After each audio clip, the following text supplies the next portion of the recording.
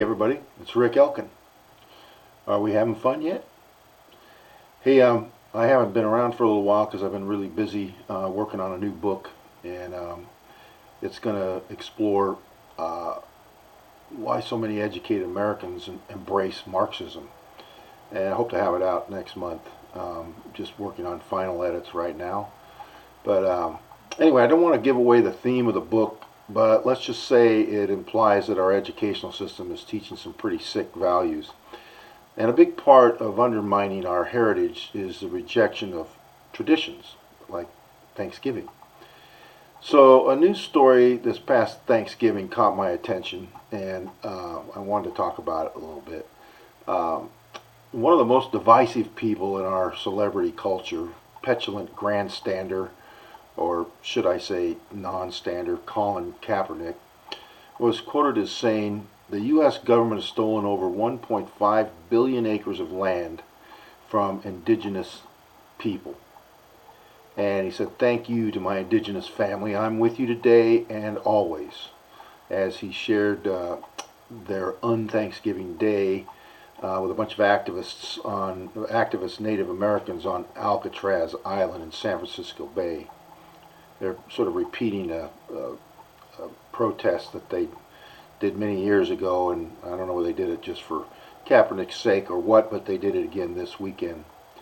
But anyway, I thought the symbolism was just so ripe that here they are standing on a rock in the middle of San Francisco Bay, of all places in the country, the most liberal, out of control Sodom and Gomorrah site that you can imagine, and they're complaining. But what I'm wondering is, what is he thinking? When did he decide that he was aligned with Native Americans? Um, and he says, "I'm always with you and always have been." What does that mean? Was that before or after he became a multimillionaire playing a game of war where one side attempts to destroy the other side, where, the leader, the quarterback, rains bombs down on the opponents until they are defeated? I don't remember Kaepernick complained about the name of his team either. The 49ers, you know, the uh, the gold rush era that reaped havoc on Western Native Americans in their quest for instant wealth. So it seems to me that he signed with the 49ers and took about $40 million and ran. And at that point, I never heard a word out of his mouth about how the 49ers exploited indigenous Native Americans.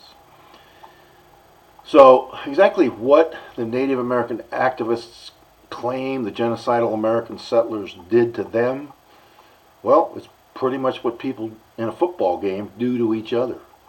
And this has been the source of wealth for Colin Kaepernick. Anyway, it seems it's kind of a sad example of super rich, super hypocritical leftist elitists that have been indoctrinated by our quasi-historical misrepresentations of educators like Howard Zinn and the entire progressive educational system in America. I think he's an example of what they've done to millions of impressionable young minds. It wasn't good enough for Colin Kaepernick to destroy the NFL. Now he had to drive a wedge between liberals and conservatives by hijacking the exhibition of fun and unity and to disrupt the singing of the national anthem. Nope. Kaepernick has become addicted to publicity and praise from his comrades in the progressive circles of self-admiration. In fact, he had to go to court to sue the NFL to force them to pay him off, which I would think in any other circumstance would be called a shakedown.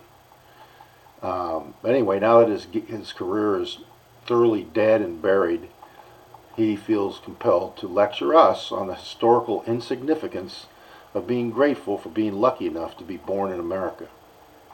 Maybe we should thank him for pulling so many radical progressives out of the shadows so we can see their anger and hatred for America and reveal their efforts to undermine our political system and our culture of tolerance and diversity of race, religion, or creed. A recent poll showed that many college students think all American holidays that have any roots in religious themes or gratitude, selflessness, community, or veneration for our troops is simply a celebration of oppression and colonization. In their minds, the only legitimate day of significance is Black Friday. So I would have to agree.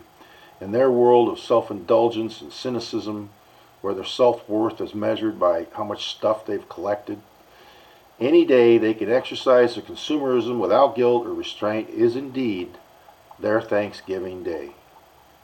You know what? I just realized what had been bugging me. In fact, I want to share it with you.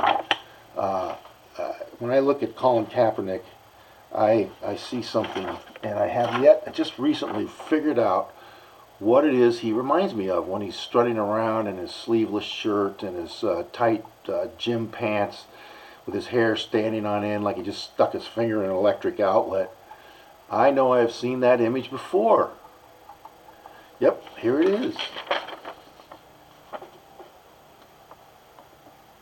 Hope you can see that. Anyway, thanks for tuning in. That's it for me. I'll catch up with you next time.